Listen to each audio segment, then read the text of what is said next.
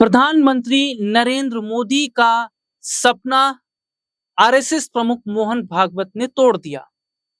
2029 का vision set कर बैठे प्रधानमंत्री नरेंद्र मोदी, जो ये सोच रहे थे कि आगे भी वो पीएम चेहरा होंगे, आगे भी वो सत्ता में बने रहेंगे, लेकिन ऐसा अब होता नजर नहीं आ रहा है। आरएसएस प्रमुख मोहन भागवत ने एक समारोह के दौरान जो बयान दिया, वो बयान ये साफ बताता है कि क्या वो संकेत प्रधानमंत्री नरेंद्र मोदी के लिए है। और एक तस्वीर जो आप मेरे मॉनिटर स्क्रीन पर देख रहे हैं, और इस तस्वीर में खामोशी और नाराजगी साफ आपको दिख भी रही होगी। ये आरएसएस चीफ मोहन भागवत हैं और ये देश के प्रधानमंत्री नरेंद्र मोदी। देखिए, पीएम मोदी का जो चेहरा है वो आप देखिए कितना उतरा हुआ नजर आ रहा है, बहुत उदास है, चेहरे से साफ पता चल रहा है। ये मोहन भागवत है और मोहन भागवत का चेहरा भी देखिए एकदम शांत है। मतलब बहुत बड़ी बात है, ये दो बड़े चेहरे, और ये तस्वीर हमने एक निकाली है उनकी, और ये तस्वीर इस खबर को यहाँ रिलेट करती है जो इन्होंने बयान दिया आरएसएस प्रमुख मोहन भागवत ने, कि दूरियां, क्या खाई जो है दोनों के बीच अब बढ़ रही है। और कुछ समय पहले प्रधानमंत्री नरेंद्र मोदी आरएसएस के कार्यालय दफ्तर गए थे, नासिक गए थे। उस दौरान मोहन भागवत से मुलाकात भी की थी, बहुत तारीफ भी उन्होंने आरएसएस की थी, लेकिन उसका फर्क पड़ता अब नजर नहीं आया है। क्योंकि मोहन भागवत ने एक स्टेटमेंट दिया जिसमें उन्होंने कहा कि जब नेताओं को 75 साल होने की बधाई दी जाती है तो उन्हें यह समझना खुद से चाहिए, और उन्हें अब समझना पड़ेगा कि अब उन्हें रिटायरमेंट लेना पड़ेगा, यानी कि उनके रिटायरमेंट का अब समय आ गया है। तो ऐसे में ये देखा जा रहा है, तस्वीर बहुत कुछ कह रही है। पीएम मोदी का उतरा हुआ चेहरा, आरएसएस प्रमुख मोहन भागवत की चेहरे पर शांति, कि मोहन भागवत अब नहीं चाहते कि पीएम मोदी आगे भी प्रधानमंत्री बने रहें। तो क्या पीएम मोदी के कामकाज से खुश नहीं है आरएसएस प्रमुख मोहन भागवत? क्योंकि 29 का तो विजन सेट करके आए थे मोदी जी, लेकिन फिर ऐसा क्या हुआ कि मोदी जी को अब कुर्सी खाली करनी पड़ेगी। आगे राजनीति में बने रहने का जो सपना उन्होंने देखा था वो नहीं अब पूरा हो पाएगा, क्योंकि आरएसएस जो चाहेगा वही होगा। और अब अपने दर्शकों को मैं बताऊंगा कि क्या ये जो वक्त है, यानी कि जो 5 साल अब होंगे, ये आखिरी समय है पीएम मोदी का पीएम पद पर रहते हुए। क्योंकि 29 का विजन भले ही सेट किया, लेकिन प्लान फ्लॉप हो गया है। तो क्या योगी आदित्यनाथ को अब आगे बढ़ाने की तैयारी चल रही है?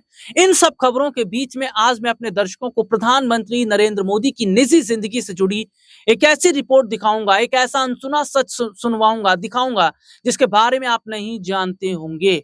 ये रिपोर्ट सर आप। प्रधानमंत्री नरेंद्र मोदी नरेंद्र दामोदर दास मोदी का जन्म 17 सितंबर 1950 को गुजरात के वडनगर में हुआ था।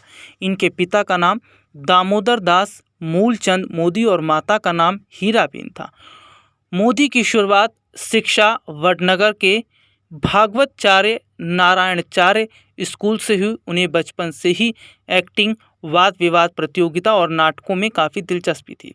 इसके चलते स्कूली टाइम में कई पुरस्कार भी उन्होंने जीते। स्कूली शिक्षा के दौरान वे एनसीसी कैडेट भी रहे। इसके बाद उन्होंने अमेरिका में मैनेजमेंट और पब्लिक रिलेशन से संबंधित 3 महीने का कोर्स भी किया। प्रधानमंत्री को लेकर एक चर्चा आम रहती है कि वो पहले अपने पिताजी के साथ स्टेशन पर चाय बेचा करते थे। इसका जिक्र पीएम मोदी ने खुद कई बार अपने भाषणों में भी किया।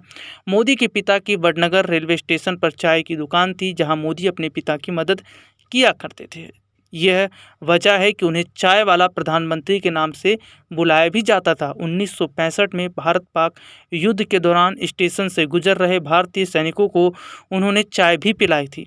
प्रधानमंत्री नरेंद्र मोदी अपने माता पिता की 6 संतान में तीसरे नंबर पर आते हैं। मोदी के माता पिता का निधन हो चुका है। इनके 4 भाई और एक बहन है। भाई का नाम सोमा मोदी, अमृत मोदी, प्रहलाद मोदी, पंकज मोदी है, जो अपना व्यवसाय संभालते हैं। मोदी की बहन का नाम वसंती बेन हसमुख लाल मोदी है। 18 साल की उम्र में मोदी की शादी हो गई, लेकिन शादी के कुछ साल बाद इन्होंने अपना घर छोड़ दिया, जिसके बाद से वो परिवार से अलग रहने लगे। प्रधानमंत्री नरेंद्र मोदी का संघ से पुराना रिश्ता है। बात साल 1958 की है, जब दीपावली के मौके पर गुजरात प्रांत के प्रचारक लक्ष्मण राव इनामदार ने उन्हें बाल स्वयंसेवक की शपथ दिलाई। इसके बाद मोदी संघ के सक्रिय सदस्य बन गए। बताया जाता है उस वक्त मोदी को स्कूटर चलाना नहीं आता था। यही वजह थी कि वो भाजपा नेता और राज्य के पूर्व मुख्यमंत्री शंकर सिंह वाघेला के साथ घूमने निकल जाते थे।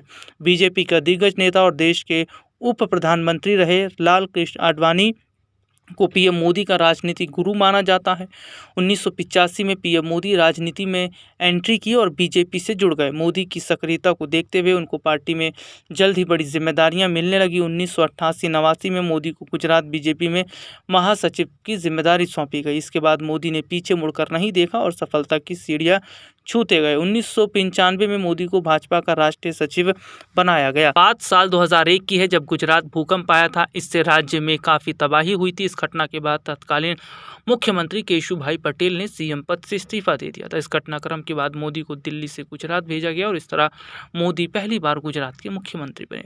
उन्हें उनके अच्छे कामों के कारण गुजरात की जनता ने लगातार 4 बार 2001 से 14 तक गुजरात का मुख्यमंत्री चुना। 2014 में लोकसभा चुनाव हुए। एनडीए की तरफ से मोदी को प्रधानमंत्री पद का उम्मीदवार घोषित किया गया। मोदी की आंधी में एनडीए ने इस आम चुनाव में प्रचंड जीत हासिल की और मोदी देश के प्रधानमंत्री बने। उस दौरान भारतीय जनता पार्टी के नेतृत्व में पीएम मोदी ने 282 सीटें हासिल की। इसके बाद इसी तरह 2019 में लोकसभा चुनाव के दौरान एक बार फिर पीएम मोदी ने इतिहास रचते हुए प्रधानमंत्री पद की शपथ ली। मोदी देश के पहले ऐसे प्रधानमंत्री हैं जिन्होंने लाल किले के प्राचीर से लगातार देश को कई बार संबोधित किया है। प्रधानमंत्री मोदी कई देश उन्हें कर चुके हैं। प्रधानमंत्री मोदी को दुनिया के कई देश अपने सर्वोच्च सम्मान से सम्मानित कर चुके हैं। ग्रीस दौरे के दौरान उन्हें देश के दूसरे सर्वोच्च नागरिक पुरस्कार the grand cross of the order of honour से सम्मानित किया गया था।